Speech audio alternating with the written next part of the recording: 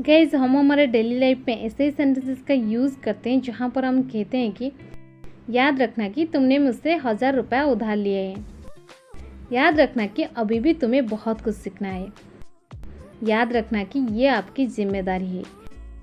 So guys इस प्रकार की छोटी छोटी वाक्य को हम हिंदी में तो बड़ी आसानी से बोल लेते हैं, बट इसे इंग्लिश में कैसे कहेंगे, इसके लिए कौन से स्ट्रक्चर की यूज़ करेंगे, आज के इस वीडियो में हम सीखने वाले हैं। आपने नोटिस किए होंगे इन सभी सेंटेंसेस में एक चीज़ कॉमन है, वो है याद रखना की। याद रखना की इसकी इंग्लिश होती है keep in mind that. Keep in mind that.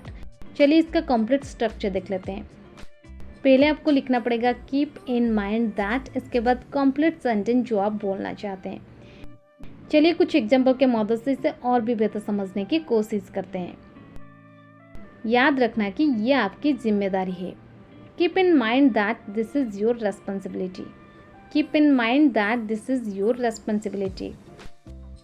याद रखना कि तुमने मुझसे 1000 रुपये उधार लिए हैं। Keep in mind that you have borrowed 1000 rupees from me. Keep in mind that you have borrowed 1000 rupees from me. याद रखना कि तुम केवल मेरे हो।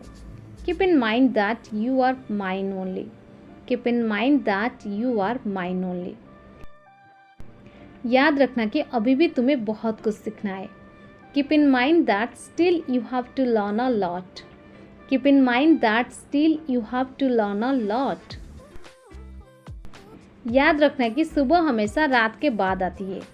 Keep in mind that morning always comes after night.